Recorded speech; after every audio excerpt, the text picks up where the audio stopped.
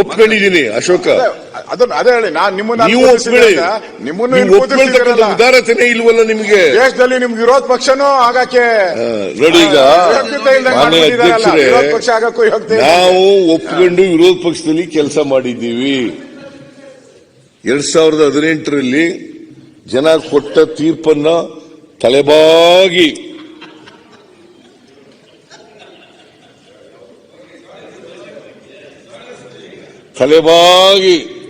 ಒಪ್ಕೊಂಡಿದ್ದೀವಿ. ನೀವು ತಲೆಬಾಗಿ ಒಪ್ಕೊಳ್ಳಿ.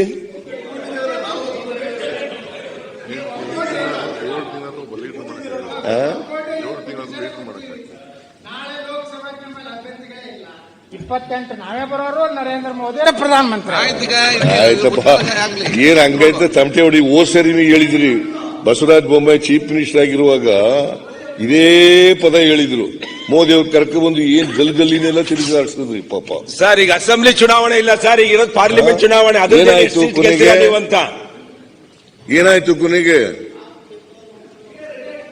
ಏನ್ ಪಾದಯಾತ್ರೆ, ಸಾರ್ವಜನಿಕ ಸಭೆಗಳು, ಏನ್ ಎಷ್ಟೊಂದು ಸಭೆಗಳು, ಎಷ್ಟೊಂದು ಪಾದಯಾತ್ರೆಗಳು ಕಳೆದ ಸಾರಿ ನಡೆಸಿದ್ರು. ಆದರೂ ಕೂಡ ಜನ ನಿಮಗೆ ಆಶೀರ್ವಾದ ಮಾಡಲಿಲ್ಲ.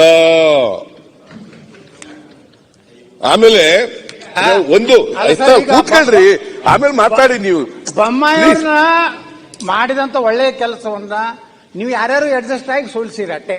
ಓನ್ಲಿ ಅಡ್ಜಸ್ಟ್ಮೆಂಟ್ ನಾವು ಸೋತಿ ಹೊರತು ಬಿಜೆಪಿಯಿಂದ ಸೋತಿಲ್ಲ ಅಂತ. ಈಗ ಬೊಮ್ಮಾಯಿಯವರಿಂದ ಸೋತಿಲ್ಲ, ನರೇಂದ್ರ ಮೋದಿ ಅವರಿಂದ ಸೋತಿಲ್ಲ. ನಿಮ್ಮ ಈ ಕಡೆ ಆ ಕಡೆ ಅಡ್ಜಸ್ಟ್ಮೆಂಟ್ ಇಂದ ಬಿಜೆಪಿ ಸೋತಿವೆ.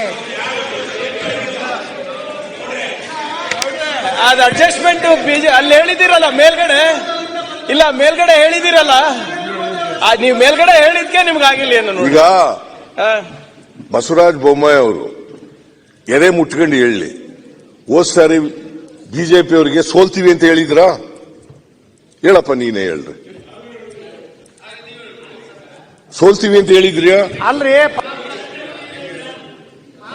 ಗೆದ್ದೇ ಗೆಲ್ತೀವಿ, ಅಲ್ರಿ ಗೆದ್ದೇ ಗೆಲ್ತೀವಿ, ಮುಖ್ಯಮಂತ್ರಿಗಳೇ ದಮ್ಮಿದ್ರೆ ತಾಕತ್ತಿದ್ರೆ ಅಂತೆಲ್ಲ ಹೇಳಿರ್ಲಿಲ್ವಾ? ಅವೆಲ್ಲ ಹೇಳಿದ್ರಲ್ವಾ?